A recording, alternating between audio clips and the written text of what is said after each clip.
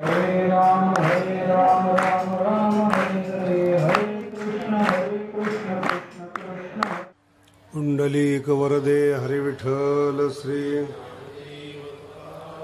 ज्ञानेश्वर महाराज की, भगवान बाबा की जय. 90व्या सप्ताहानिमित्ताने ज्ञानेश्वरी भावकथा निरूपण आपण 7 दिवस करणार आहोत. ज्ञानेश्वरी म्हणजे काय हा आपल्याला 7 दिवसाचा विषय आहे. सहसा सांगत नाही, पण मी आज सांगतो तुम्हाला. काय होतं, ज्ञानेश्वरी महान आहे, श्रेष्ठ आहे, चांगली आहे, वाचल्यानंतर कळत नाही, कादंबरी टाईप वाटत नाही, कविता समजत नाही, काव्य कळत नाही, शब्द जड जातात. कुठेतरी सामान्य माणसामध्ये आणि लोकांमध्ये हा एक गॅप पडतो. भगवान बाबांनी ज्ञानेश्वरी वाचली, पाण्यावर ज्ञानेश्वरी वाचली.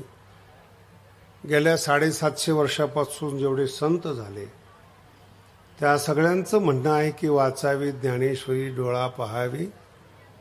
हे सत्कर्मामध्ये येतं. वाचावी ज्ञानेश्वरी, डोळा पहावी पंढरी. 2 काम रेग्युलर जीवनाच्या अतिरिक्त आहे. आपण रुटीनमध्ये हे काही करत नाही. कधी नोकरी करणं, पैसा करणं, व्यापार करणं हे रुटीनचे काम आहे. त्याच्यामध्ये मुलाकडे लक्ष देणं हा पुढचा टप्पा झाला. परंतु ज्ञानेश्वरी वाचावी किंवा पंढरपूरला जावं असा काही त्यांच्या जीवनामध्ये विषय येत नाही. म्हणून जे जगापेक्षा वेगळे आणि शक्तिमान आहेत असे संत मेंदूनी जगापेक्षा वेगळे आहेत, भावनेनं जगापेक्षा वेगळे आहेत, हृदयानं जगापेक्षा वेगळे आहेत. पण तोंडातून बाहेर काढत नाही की आम्ही वेगळे आहोत. आपल्यात मिसळून आपल्या पद्धतीने बोलणारे आहेत. त्यांना मिळालेला जो आनंद आहे तो आनंद मिळावा म्हणून त्यांची विशिष्ट प्रकारची योग्यता झाकून मग आपल्यामध्ये येतात. योग्यता बाजूला ठेवत नाहीत बरं का. अग्नी कधी उष्णता बाजूला ठेवत नाही. मग संत कधी आपली योग्यता बाजूला ठेवतात आणि मग येतात असं नाही. योग्यता योग्यताच असते, फक्त तुम्हाला कळत नाही आणि ते दाखवत नाही. दोन्ही गोष्टी तशा. आणि मग त्यांचा संदेश वाचावी ज्ञानेश्वरी, डोळा पहावी. का ज्ञानेश्वरी वाचावी, कशाबद्दल वाचावी, त्याचा आपण येत्या 7 दिवसामध्ये विस्तारपूर्वक आणि चांगल्या पद्धतीने आपण विचार करणार आहोत. गोगस पारगाव आहेत, नारळ घेतलेला आहेत आणि पहिली वेळ एवढा मोठा भव्य समाज या ठिकाणी जमा झाला म्हणून एकदा त्यांच्या नावाने सर्वसामान्य जीवनाच्या नंतर एक विशिष्ट जे जीवन असतं त्या जीवनातले जे उच्च लोक असतात त्यांचं आपण ऐकलं पाहिजे. आपल्या जीवनामध्ये काय होतं, ज्या क्षेत्रातली लोक नाहीत ते लोक सल्ला देतात आपल्याला. म्हणजे समजा व्यापारी क्षेत्र आहेत तर शेतकऱ्यांनी व्यापाराबद्दल सल्ला देऊ नये. त्याचं ते क्षेत्र नाही आहे, क्षेत्र वेगळं आहे. कधी कधी असं होतं की राजकारणातले जे गंभीर लोक आहेत त्यांना गावातले छोटे छोटे जे राजकारणी त्यांना सल्ला देतात. ती यशस्वी लोक आहेत, मंत्री आहेत, मुख्यमंत्री आहेत, प्रधानमंत्री आहेत. मग ती काहीतरी त्यांनी चांगलं केलं असेल किंवा त्यांना कळत असेल म्हणून त्या लेवलपर्यंत गेले ना. परंतु सल्ला देण्याचा जो मोह आहे ना तो राहवतच नाही माणसाला. कधी कधी लोक आम्हाला पण सल्ला देतात की तुमची ज्ञानेश्वरी अशी सांगितली पाहिजेत. मी त्यांना म्हणतो असं नका करू, तुम्ही करत जा म्हणजे आम्ही तुमच्याकडून धडा घेऊ. क्षेत्र भिन्न भिन्न आहे. तसं रेग्युलर जीवन जगणारे तुम्ही आम्ही आहोत, संसारातली माणसं आहोत आपण. याच्यामधलं जे अनुभवाने येणारं साध्य आहेत ना ते आहेच. याच्यावर कुठल्या प्रकारचा वाद नाही, कुठल्या प्रकारचं जीवन नाही याच्याबद्दल. कारण की ते रेग्युलर जीवन आहेत. 99% एका लाईनीनं जीवन जगतात. मुलं बाळं, संसार, गृहस्थी, नोकरी, धंदा आणि पैसा, हा प्रवाह आहे संसारातला. आणि 1% जो प्रवाह आहे तो याच्या विरोधात वाहणारा म्हणजे तो संत प्रवाह आहे. त्यांनाही याची कल्पना असते की आपण जे सांगतोय ते सगळ्याला मान्यच होईल असं नाही सांगता येत. म्हणून कधी कधी काही काही वारकरी लोक, कीर्तनकार लोकांना टेन्शन येतं की देव का मानत नाही. बरेचसे माझे मित्र आहेत ते आम्हाला सांगतात, महाराज बरेचसे लोक देव मानत नाही. म्हणलं तुला काय टेन्शन येत आहे? नाही, पण देवाला यायला पाहिजे ना टेन्शन. मी जन्माला घालून मला मानत नाहीत. तुला टेन्शन येण्याचं काय कारण आहे? ज्याला मानत नाही, मराठी कळली ना, ज्याला मानत नाही त्याला टेन्शन यायला पाहिजे. देवाला मानत नाही, देवाला टेन्शन यायला पाहिजे. संतांना मानत नाही, संतांना टेन्शन यायला पाहिजे. तू कोण आहे नेमका? नाही, पण आम्हाला असं वाटतं की लोकांनी जर मानलं तर बरं राहील. ते तुझा विचार आहे. कारण की तुला हेही जग माहिती नाही पूर्णपणे संसारातलं, आणि जे संत जीवन जगतात अनुभूतीचं तेही जग माहिती नाही. हा मधला प्रकार आहे. आणि मग काय होतं की आपल्या मनात कधी कधी अशी द्विविधा निर्माण होती की नेमकं 99% एका साईडला प्रवाह आहे आणि 1% अपोजिट वाहतो. ऐकायचं कुणाचं? मग कधी कधी काय होतं, 99% प्रवाहात सामील होऊन 1% लोकांचं ऐकलं जातं, ऐकल्याप्रमाणे वागलं जाते. एकदम साधा विषय, ऐकल्याप्रमाणे वागलं जात नाही. आता आमचा विषय परमार्थातला सोडून जात ज्ञानेश्वरीचा. UPSC पास करण्यासाठी आलेली जी मुलं असतात ती कलेक्टरचा रुबाब पाहतात, IPSचा रुबाब पाहतात आणि प्रेरणा होते काहीतरी आपण UPSC पास केली पाहिजेत. येतात त्याच्यामध्ये 1100 पोरांचं सिलेक्शन असतं आणि 6 लाख लोक बसतात. माझं गणित वेगळ्या पद्धतीचं बरं का. 1100 लोक सिलेक्ट होतात, त्याच्यापैकी 550 IPS असतात, 550 कलेक्टर असतात, बाकी इतर डिपार्टमेंटची भरती आहेत. म्हणजे सुरुवातीचे जे 100-200 लोक असतील तेच कलेक्टर आणि IPS होतात, बाकीचे मग इतर डिपार्टमेंटला जातात. 6 लाख लोकातून 200 लोक सिलेक्ट होतात असं गृहीत धरा. म्हणजे 6 लाख लोकांची इच्छा आहे कलेक्टर किंवा IPS व्हावं. मराठी कळली का? इच्छा आहे, इच्छेप्रमाणे प्रयत्न नाही. म्हणून नापास होण्याची संख्या तेवढ्या मोठ्या प्रमाणामध्ये, सिलेक्शनची संख्या तेवढ्या कमी प्रमाणामध्ये. इच्छा भरपूर आहे की आपण संतांचं ऐकावं. म्हणून या जगामध्ये धार्मिक लोकांचं प्रमाण खूप मोठ्या प्रमाणामध्ये. पंढरपूरला काही कमी गर्दी होत नाही किंवा आळंदीला कमी गर्दी होत नाही. ज्ञानोबांनी याच्यासाठी खूप सुंदर ओवी लिहिलेली, आस्थेच्या महापुरी. हा शब्द वर्तमान काळात इतका लागू होतो. आस्थेचा महापूर. 10-15 वर्षापूर्वी एवढी जागरूकता नव्हती लोकांमध्ये, कमी आस्था होती, कमी लोक यायचे. पण हे चॅनल म्हणा, समाज माध्यम म्हणा, प्रवचन कीर्तन म्हणा, याच्यातून एवढं डोक्यामध्ये भरलं गेलं की एक आस्थेचा महापूर तयार झाला. एकही देवाला रिकामं राहायची आता संधी मिळाली नाही. महादेवाचे तर एवढे हाल केलेत बायांनी, न झाडाला पानं राहिलेत न फुलं राहिलेले. रोज त्याच्या मागे बिचारा, तो स्मशानात गेलाय तरी त्याच्या मागे, हिमालयात गेला तरी मागे. का? याला पूजा केल्याने आपली इच्छा पूर्ण होते. मराठी कितपत कळते मला माहित नाही. याची पूजा केल्याने आपली इच्छा पूर्ण करते. दोघात फरक आहेत. पूजा करणं हा आध्यात्मिक भाग आहे आणि इच्छा पूर्ण होणं हा सांसारिक भाग आहे. इच्छा नसणं पारमार्थिक भाग आहे. लक्षात, इच्छा नसणं परमार्थ. इच्छा नसण्यासाठी संत असतात. त्या संताकडेच तुम्ही इच्छा करतात, त्यांना किती वाईट वाटत असेल. ज्ञानेश्वरीचं वैशिष्ट्य सांगतो बरं का. ज्ञानेश्वरी म्हणजे काय, विषय लक्षात ठेवायचा म्हणजे लक्षात राहील. मग हा जो 1% प्रवाह आहे जो समाजाच्या विरुद्ध दिशेने वाहतो, त्यातले काही लोक आस्थेच्या महापुरी रिगताती कोटीवरी. कोट्यावधी लोक परमार्थाला लागतात. भारतामध्ये काही कमी लोक परमार्थिक आहेत अशातला भाग नाही. जे पाहिजे ते भारत करू शकतो एवढ्या देणग्या देणारी लोक आहेत. देणग्याला विरोध करणारी लोक सुद्धा तेवढी आहेत, पण देणगी कमी होत नाही. याचा अर्थ काय? आस्था आहे, महापुराची आस्था आहे. पण त्या आस्थेच्या मागे नेमकं काय पाहिजे ते माहित नाही आपल्याला. आपण सज्जन आहोत पण प्रवाह पतित आहोत.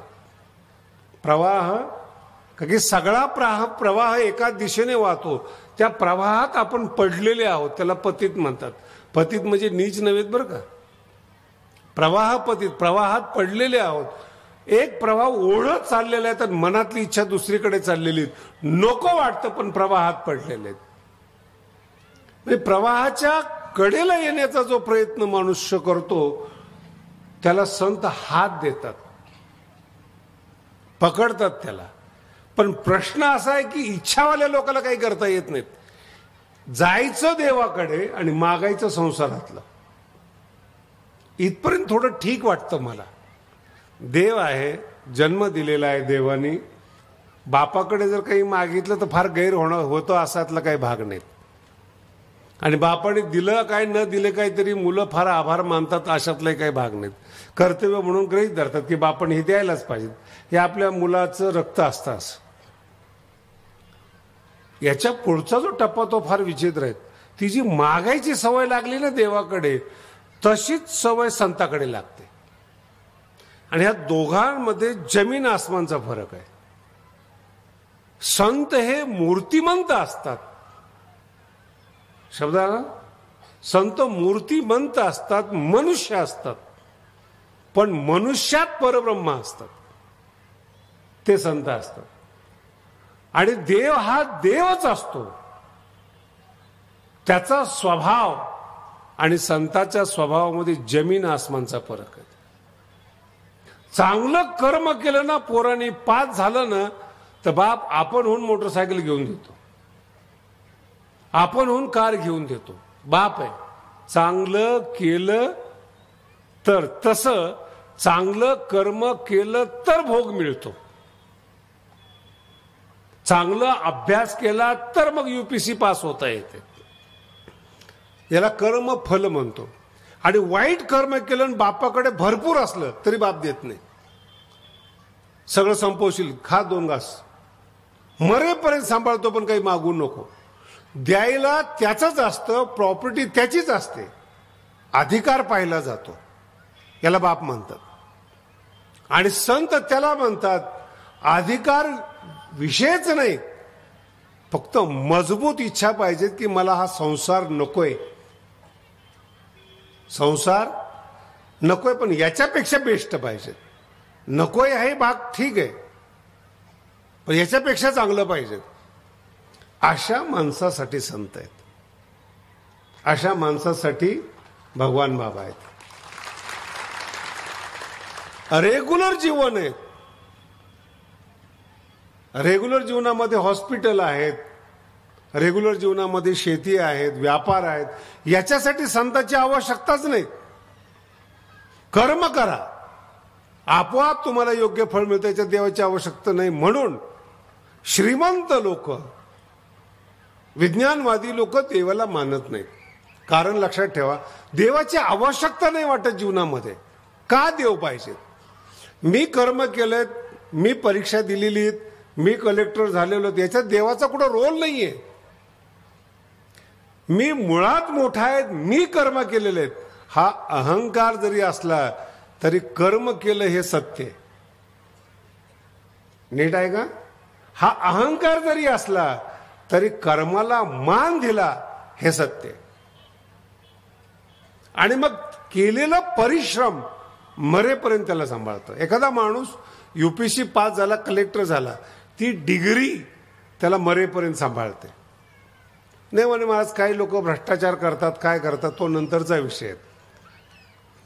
डिग्री सांभाळते, मान देते, त्याला जाईल तिथं सॅल्यूट असतो. ठीक आहे, पण पद मिळाल्यानंतर काय करायला पाहिजेत याच्यासाठी संतच लागतात, संसारिक लागत नाही. अधिकार मिळाला तुम्हाला, पण त्या अधिकाराचा वापर सुखासाठी, लक्षात येते का? अधिकाराचा वापर सुखासाठी केला पाहिजे. याला अक्कलच लागते ना, अक्कल संत देतात. एखादा अधिकार आहे, त्याच्यापेक्षा मी माझं सांगतो तुम्हाला, भगवान गडाची गादी आहे, तो एक अधिकार आहे. गादी म्हणजे कापसाची गादी नसते ती, अधिकाराला गादी म्हणतात. जसं पदाला मुख्यमंत्री पद म्हणतात, तसं गादी म्हणजे कापसाची गादी नाही, तर एखाद्याने 2-4 गाद्या टाकल्या असत्या. गादी शब्दाचा अर्थ आहे अधिकार. मग तो अधिकार मिळाल्यानंतर कसं वागायचं हे अधिकारी झाल्यानंतर कळतं. त्याप्रमाणे लोक तुम्हाला मानतात.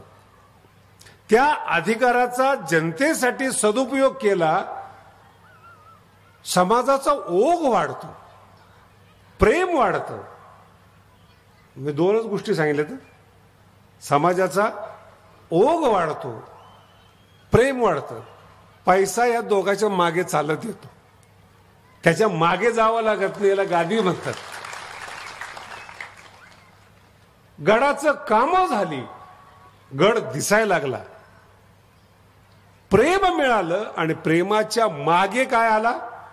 पैसा. जर म्हणत पैशाच्या मागे लागला, मग प्रेम आणि ओघ दोन्ही आटले जातात. प्रेम आणि ओघ दोन्ही आटले जातात. ओघ सांभाळा, प्रेम सांभाळा, लक्ष्मी त्याच्या पाठीमागे येते. म्हणून भगवान गडाची गादी लक्ष्मीकांत आहे, कारण की जनतेला सांभाळलेलं. ऊसतोड कामगारांना जवळ किती काय कष्ट आहेत महाराज या लोकांचे, पण ओघ कमी झालेला नाही. ओघ कमी व्हावा म्हणून किती प्रयत्न केलेले आहेत लोकांनी. मला एकाने विचारलं, महाराज तुम्ही कीर्तन करत नाही, काय करत नाही, पण एवढी मोठी वर्गणी येते. म्हणलं नेमकं तिथंच लक्ष का? तुम्ही आता असला म्हणजे सिद्धांत कळालाच नव्हता. त्याचं लक्ष कुठे आहे? वर्गणीवर. मी तुम्हाला काय सांगितलं? ओघ सांभाळा, प्रेम सांभाळा, पैसा येईल पाठीमाग. याचं दोघाकडे लक्ष नाहीत.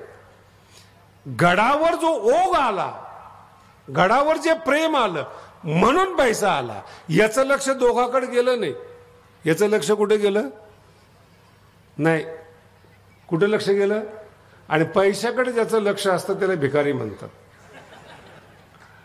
कपडा कोणताही असू द्या, वेशभूषा कोणतीही असू द्या, पैशावर लक्ष का गेलं? इच्छा स्वच्छ झाली नाही. कारण की पैशावर लक्ष गेलं म्हणजे तुम्ही अजून प्रवाह पतित आहात, प्रवाहात आहात.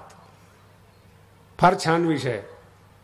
मग प्रवाहाच्या बाहेर निघालाच नाहीत, वेशभूषा प्रवाहाच्या बाहेरची दाखवता. मग संन्यासी असतील, महाराज लोक असतील, वैरागी असतील, त्यागी असतील, कोणी असेल, कोणत्याही संप्रदायातला असेल, कोणत्याही धर्मातला साधू असेल. केवळ हिंदू धर्मच बोलतोय असं नाही, इतरही धर्म आहेत, ख्रिश्चन आहेत, मुस्लिम आहेत, पारशी आहेत, सगळे आहेत. पण मनुष्य म्हणला ना तर 100% कोणताही धर्म चांगला नसतो. 2-4 लोक त्याच्यामध्ये कितीही भारीतले भारी हरभरे घ्या, रात्री भिजू घाला, सकाळी 2-4 बोला ना कुत्सर, तुम्ही काही करू शकत नाही त्याला. तुम्ही भारी घेतले, पण 2-4 तसं कुठलाही संप्रदाय धर्म असू द्या, 2-4 लोक गालबोट लावणारे असतात. आणि आपलं लक्ष गालबोट लावण्याकडे गेलं नाही पाहिजे. आपलं लक्ष गेलं पाहिजे मूळ ज्याने हा संप्रदाय स्थापन केलाय, ज्यांनी आपल्याला आनंद घ्यायला शिकवलंय, ज्यांनी आनंदाची मस्ती शिकवली, तिकडे लक्ष गेलं पाहिजे.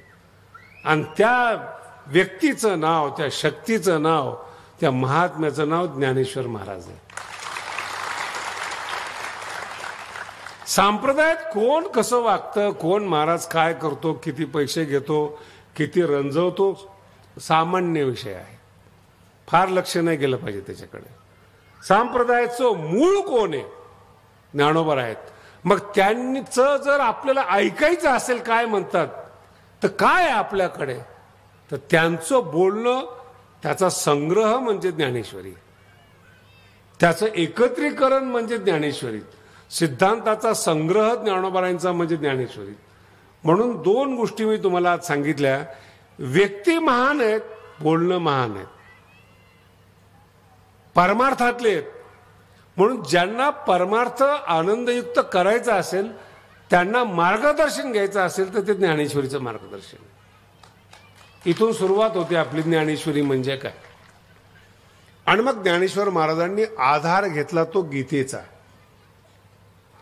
4 जोड्या आहेत, मजेशीर जोड्या आहेत बरं का. आधार घेतला कुणाचा? ज्ञानोबारायांनी गीतेचा. गीता सांगणारा हिंदुस्थान मधला सगळ्यात मोठा आचार्य आहेत भगवान श्रीकृष्ण. राजकारणातले आचार्य, संसारातले आचार्य. कशाचीच बरोबरी येत नाही हो. कृष्णाची गीता हा तर विषय लांब आहेत. एखादा संसारिक माणूस जर म्हटला ना की मला कृष्णाची बरोबरी करायची गीता सोडून, तरी बरोबरी होत नाही, कारण की बायकाच तेवढ्या जास्त आहेत. आणि एकाही पत्नीला स्वयंहून केलेलं नाहीत. जेवढ्या आल्या त्याचा स्वीकार केलाय. कृष्णाची मागणी नाहीयेत म्हणून कृष्ण आहेत. लक्षात येते. प्रत्येक स्त्रीने आपलं मत मांडले की मला पत्नी करा, पण अशी एक स्त्री दाखवा कृष्णाच्या जीवनामध्ये की भगवान श्रीकृष्णाने इच्छा केली असेल. पत्नीच्या बाबतीत बोलतोय, हे फार समजण्यासारखं आहे. मग रुक्मिणीने पत्र पाठवलं. सुभद्रेने काही भांडणामध्ये आल्या. स्यमंतक मणी आणायला जात असताना जेव्हा जांबुवंताला हरवलं, तेव्हा जांबुवंताला वाटलं कायमचं वैर नको. जुन्या काळामध्ये हे फार राजकारण मोठं होतं. वैर वाढवू नये म्हणून आपली मुलगी देतात. नाईलाजानं करावी लागते ती. मुलगी आले की वैर कमी होतं. मग ते जांबुवंतांनी मुलगी दिली, आपली मुलगी जांबुवंती. नाही कळलं अजून. आणि जी जांबुवंतांनी मुलगी दिली जांबुवंती, तिचाच मुलगा सांब. आणि सांबाने स्त्रीचा वेश धारण केला आणि संपूर्ण कृष्णाच्या कुळाला नायनाट करणारा मुलगा जन्माला आला. कृष्ण काही म्हणत नाही, ठीक आहे प्रवाह आहे, जे ठरलेलं असेल ते होईल. आणि जो स्यमंतक मणीचा चोराचा आळ आला होता तिथे गेले. त्या राजालाही असं वाटलं की आपण जर आता वैर केलंय कृष्णाची, त्यांनी चोरला नव्हता म्हणून आता वैर मिटवण्यासाठी आपली मुलगी द्या, ती सत्यभामा. अशा पद्धतीने कृष्णाचे लग्न झाले. म्हणून ज्ञानोबारांची एक ओवी इतकी सुंदर आहे कृष्णाच्या बाबतीमध्ये, इतकी सुंदर ओवी आहे. शुकदेवाचं वर्णन करत असताना म्हणतात, विषय जिनोनी जन्मले. ओवी मस्त आहे का. काही माणसं, काही संत असे आहेत, जन्माला आल्यानंतर तपस्या करतात आणि मग विषयाला जिंकतात, मग त्यागी होतात. बऱ्याचशा साधू लोकांचं चरित्र बघा तुम्ही. पूर्वी ते नोकरी करत होते, मॅनेजर होते, आमके होते, नंतर त्यांना वैराग्य जन्माला आलं, नंतर ते साधू झाले, मग महान झाले, मग देव झाले. अशी काही संतांच्या परंपरेतले लोक आहेत. पण ज्ञानोबा ज्या संतांचं वर्णन करतात, शुकादिकांचं, जन्माला येण्यापूर्वी ज्यांनी विषय जिंकलाय, विषय जिनोनी, विषय जिंकून मग जन्माला आले, विषय जिनोनी जन्मले, शुकादिक दादुले. मराठी कळणं ज्ञानोबांची खूप अवघड आहे बरं का. विषय जिंकून जे संत जन्माला आलेत ते संत कृष्णाच्या विषयाचं वर्णन करतात, याला भगवान श्रीकृष्ण म्हणतात. विषयाची वानिता झाले भाट याचे शब्द फार वाईट येतात. एक वर वर्णन केले. कधी कधी आपण हे पाहतो, एखाद्याचं वर्णन करतात, त्यांचं काय वर्णन करावं. ते मोठे आहेत, अरबपती आहेत, करोडपती आहेत, पण ते पण म्हणले की ते वरचं वगैरे तसं इथं वर्णन तसं केलं ज्ञानोबारायांनी. विषय जनोनी जन्मले शुकाधिक दादुले. दादुले म्हणजे बाप माणसं परमार्थातले. पण विषय जिंकून जन्माला आलेली माणसं ती कृष्णाची भाट झाली. भाट शब्द म्हणजे स्तुती पाठक. काही नसताना चमचागिरी करणारा त्याला म्हणतात भाट. पूर्वी जात असायची भाट, आता किती किती लोकांनी हा धर्म स्वीकारलाय भाटचा. काही नसलं तर साहेब तुम्ही नुसतं बघाव, साहेबाला खड्ड्यात घातल्याशिवाय ही जात राहत नाही. नुसती भाट म्हणतात त्यांना, काही नसताना स्तुती करणार भाट. ते कोण आहेत? कृष्णाचे भाट शुकादिक आहेत, ज्यांनी भागवत सांगितलेले आहेत. आणि त्या भागवतामध्ये कृष्णाच्या विषयाचं वर्णन आहे. विषयाची वानिता झाले याला म्हणतात भगवान श्रीकृष्ण. नाही कळालं अजून? अशांची गीता आहे, त्यांचा आधार ज्ञानोबराय घेतात. शुकादिक दादुले ज्यांच्या विषयाचं वर्णन करतात असं व्यक्तिमत्व म्हणजे भगवान श्रीकृष्ण. कशातच कमी नाही. आता हे विषयाचं सांगितलं तुम्हाला, परमार्थाचा तर विषयच नाही. योगीराज, काही लोक देव मानत नाहीत कृष्णाला, योगी मानतात, योगेश्वर मानतात, योगीराज मानतात, काहीही माना, पण कृष्णाचं व्यक्तिमत्व असे नाकारता येत नाही. मराठी कळली ना? काही काही व्यक्तिमत्व असे ना आवडत नाही पण नाकारता येत नाही, असं व्यक्तिमत्व जन्माला यावं. नाही, डोक्यात तरी बसावं, नाही तर हृदयात तरी बसावं, तरच जन्म घ्यावा माणसाने, नाही तर विनाकारण जन्म घेऊ नये. शत्रू तरी असावेत, नाहीतर मित्र तरी असावेत, दोन्ही असले तर चांगलंच आहे. अजूनही कृष्णाला नावं ठेवणारी लोक आहेत, काही कमी आहेत काय? अजूनही कृष्णावर प्रेम करणारी लोक आहेत, हे पण कमी नाही. काहीच्या हृदयात आहे कृष्ण, काहीच्या डोक्यात आहे, असे नका. पण हे व्यक्ती पण इग्नोर करता येत नाहीत, नकार करता येत नाही कृष्णाला, नाही म्हणता येत नाही. हे व्यक्तिमत्व कृष्णाचं. कशाही बाबतीत, युद्धाच्या बाबतीत धृतराष्ट्र म्हणला, अहो आम्ही कधीच विजय मिळवला असता. हे पांडव म्हणजे वारकरी आहेत, साधे भोळे आहेत, यांना राजकारणाच्या दृष्टीने हरवणं फार सोपं आहे. वारकऱ्यांचं काय असतं? चांगलं जेवण दिलं की स्तुती करतात. नाही कळालं?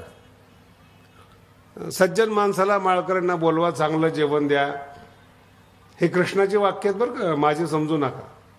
नाही तर तुम्ही वारकरी म्हणताल. साधे असतात अंतःकरण आणि सरळ असतात. कोणीही गोड बोललं, थोडंसं जेवायला दिलं लगेच. रुक्मिणीला सांगत असताना भगवान श्रीकृष्ण म्हणतात, रुक्मिणी तू चुकीच्या माणसाचं वर्णन केलंस. रुक्मिणी म्हणते, नाही हो, तुमच्या गुणाचं वर्णन आमच्या घरी आलेले ब्राह्मण करत असतात. अगं त्यांचं काय घेऊन बसलीस, थोडीशी दक्षिणा जास्त दिली की गोड बोलतात. जो वर्णन करत होता ना तो आमच्याकडून जीवन गेला होता, आम्ही दक्षिणा जास्त दिली. तो तुला सांगत होता कृष्ण असा आहे, तू त्यांच्या बोलण्यात अडकलीस. तू फार सरळ अंतःकरणाची. भक्त लोक जे असतात ना सरळ अंतःकरणाचे असतात. माझा टोमणा कळायला सुद्धा तुम्हाला वेळ लागतो. भक्त जे असतात ते कसे असतात? सरळ अंतःकरण. जे सरळ अंतःकरणाचे नाही ते हरामखोर आहेत, असा अर्थ आहे खरा. मला एवढा उलगडून सांगावं लागला तुम्हाला. जर परमार्थातला माणूस सरळ नसेल तो परमार्थाच्या लायकीचाच नाही. सरळच असला पाहिजे. नाही महाराज लुटतात लोक, असतंच काय परमार्थिकाकडे लुटण्यासारखं? संसाराच्या नावे घालून या संसार शून्य केलेला असतो. भक्तांनी काय लुटणार आहे वारकऱ्यांचं? मोकळे झालेले वारकरी असतात, काय घोंगडे घेणार का पडशी घेणार, काय घेणार वारकऱ्यांचं? आणि नाही महाराज काय काही वारकरी काय बरंच असतं त्याला वारकरी म्हणूच नका.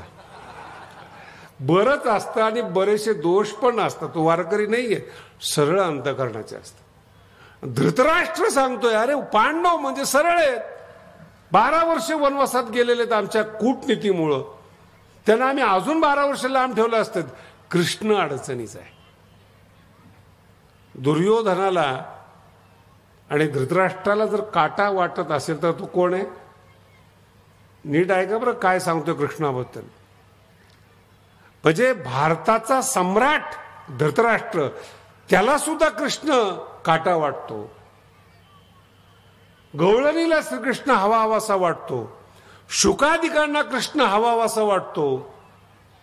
त्याच्याही पुढे जाऊन सांगतो, ज्ञानी लोकांना कृष्ण आराध्य दैवत. याला व्यक्तिमत्व म्हणतात, याला जीवन म्हणतात. समाजातला कोणताही घटक असू द्या तो कृष्णाला नाकारू शकत नाही. याचं नाव आहे परिपूर्ण अवतार म्हणजे श्रीकृष्ण. परिपूर्ण कशाच्याही बाबतीमध्ये. आणि विशेष कुठेही कमी पडलेले नाहीत. न ऋषी लोकांमध्ये तुम्हाला एक कथा सांगतो. महाभारताचं युद्ध झाल्यानंतर द्वारकेला येत असताना मध्यंतरी एक ऋषी मिळाले. ऋषीने कृष्णाला दम द्यायचा प्रयत्न केला. काय झालं महाभारतात सांग. बघा, ऋषी होते, मोठ्याचा पोरगा होता. कृष्ण गप बसले.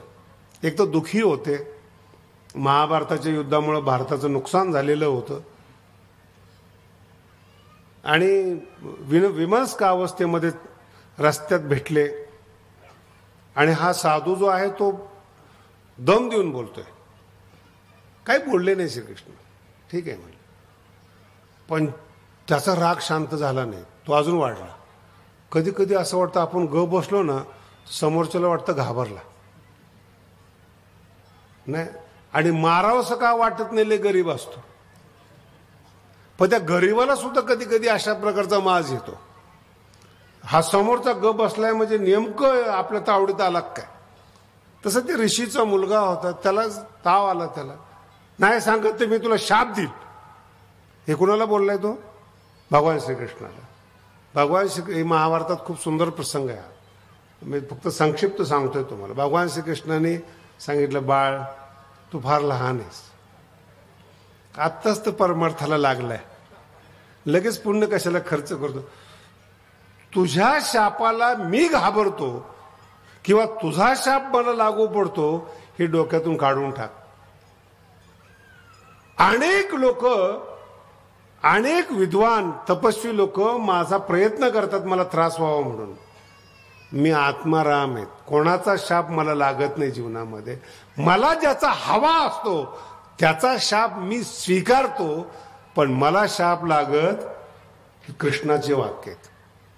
तो लहान आहेस, ऋषी आहेस, जरी ऋषीपुत्र लहान आहेस, तू शांत राहा. आणि निघून गेले पुढे. इतकी दादागिरी पण कृष्णाची असते. कोणीही जरी काही म्हणायला लागला तरी काही कृष्ण ऐकून घेतात असं नाही. परमार्थ असेल. आणि तुम्हाला तर बाकीचं तर माहिती आहे, कृष्ण कारस्थान हा शब्द आपल्यामध्ये प्रसिद्ध आहे कृष्णापासून आतापर्यंत. काय जे चुकीचं करायचंय आणि कळू द्यायचं नाही त्याचं नाव काय? कृष्ण कारस्थान. ते कारस्थानचं नाव काय झालंय? कृष्ण. विशेष आहे ना, कळतच नाही समोरच्याला काय झालंय ते. आणि हेच कृष्णाचं जीवन आहे. आणि त्या कृष्णाच्या तोंडातून आलेलं ज्ञान म्हणजे श्रीमद भगवद्गीता आहे. गीता म्हणजे काय ही कळावी म्हणून मी तुला सांगितलं. आणि ऐकणारा जो आहे तो भक्त तर आहेच, पण हिंदुस्थानचा युवराज आहे. गडली पोळातला सरपंच नाही, मताच्या अधिकारात गुंतलेला नाही, 5 वर्षापुरता नाही, आणि एका एरियाचा, जिल्ह्याचा, राज्याचा नाही, अखंड भारताचा तो युवराज आहे. तो ऐकणार आहे. त्याची प्रतिभा किती असेल याचा अंदाज लावा ना. सांगणारे हे कृष्ण आहेत आणि ऐकणारा युवराज आहेत. आणि त्या दोघाचा संवाद म्हणजे गीता आहे. मग आता 5000 वर्षापासून आतापर्यंत किती लोकांनी गीतेवर लिहिले, भाष्य, महाभाष्य, टीका किती लिहिले आहेत. गेल्या 750 वर्षापासून आतापर्यंत किती लिखाण झाले. पण एकमेव लिखाण अजरामर झालं, त्याचं नाव आहे ज्ञानेश्वरी. एकमेव. आणि ज्या काळात छापखाने नव्हते, प्रचार यंत्रणा नव्हती, माणसं नव्हते, भारताची लोकसंख्या कमी होती, त्या काळात ज्ञानेश्वरी लिहिलेली आहे. म्हणजे वर्णन आलेले आहेत 1921ला, म्हणजे 102 वर्षापूर्वी अखंड भारताची लोकसंख्या फक्त 22 कोटी होती. किती?